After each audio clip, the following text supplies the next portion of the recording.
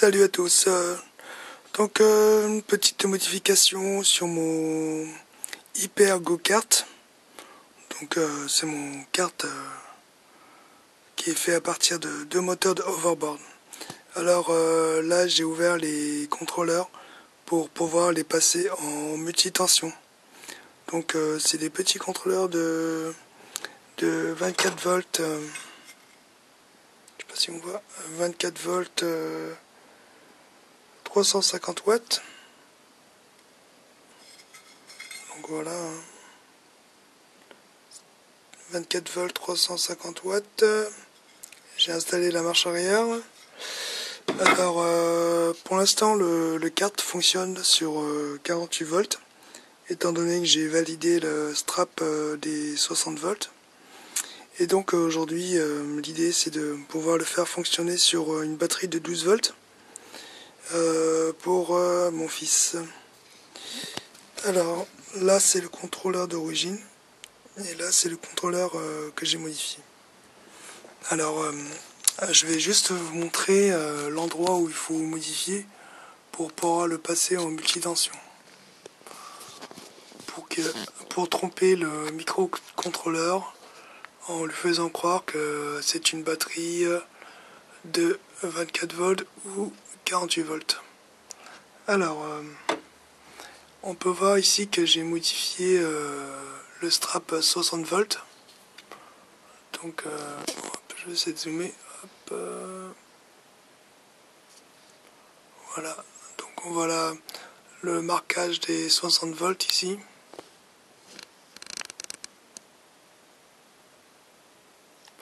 Voilà, donc j'ai validé ici.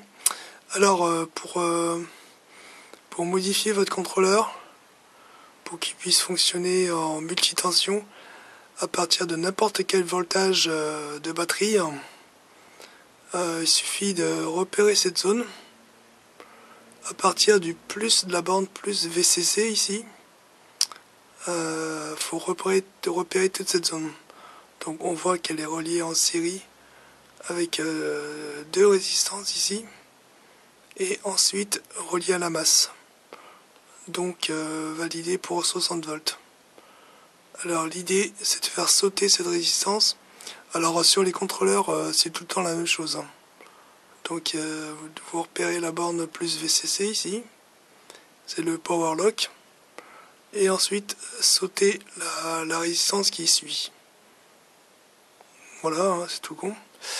Alors sur le contrôleur que j'ai modifié, hop, je vais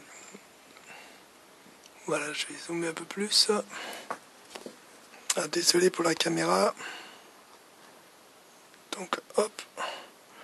Là ici on retrouve notre plus VCC et la résistance que j'ai sauté qui est ici, qui était ici avant. Alors j'ai mis une résistance de 1 kilo à peu près. C'est 900 et des boîtes là, mais ça fait 1 kilo. Alors pour ceci il faut repérer le régulateur 5 volts.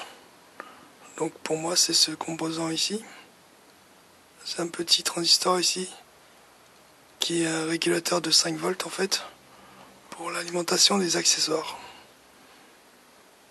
Voilà, c'est le petit composant ici. Alors si vous n'arrivez pas à trouver le 5 volts ici, vous pouvez également le retrouver le 5 volts sur les accessoires en haut. Donc c'est marqué derrière 4 volts 3, hein, en fait c'est du 5 volts ici. 4 volts 3 ici, et là c'est la masse GND. Si vous ne pouvez pas le trouver, vous pouvez vous récupérer d'en haut pour le 5 volts. Et ensuite, souder directement votre résistance. Hop. Sur la patte, la deuxième borne de la résistance existante. Surtout pas avant parce que vous allez vous retrouver avec du 48 volts. Donc faut éviter de se brancher là et plus venir sur le pont diviseur ici. Donc voilà, alors le but c'est de tromper le petit contrôleur ici, là, microprocesseur, en lui injectant une tension régulée de environ 3 volts. Donc le contrôleur va mesurer cette tension et faire un ratio pour pouvoir fonctionner. Donc le plus ici, le plus VCC va ramener une tension, faire son pont diviseur pour ensuite avoir ses 3 volts.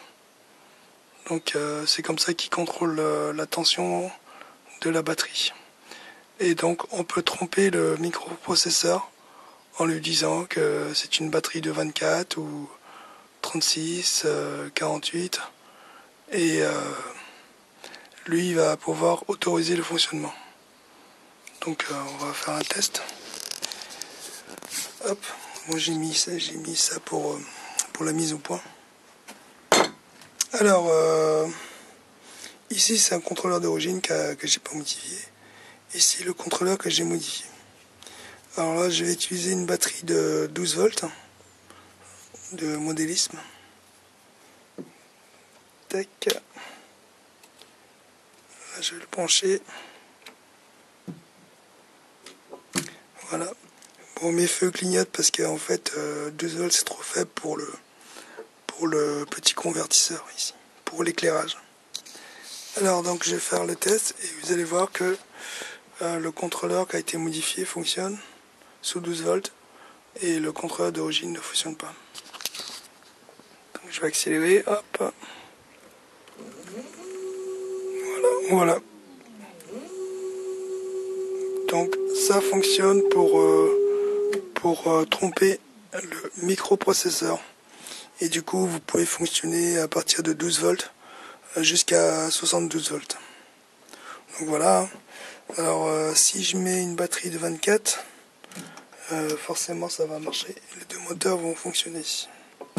Étant donné que le contrôleur accepte du 24 d'origine et qui peut aller jusqu'à 48.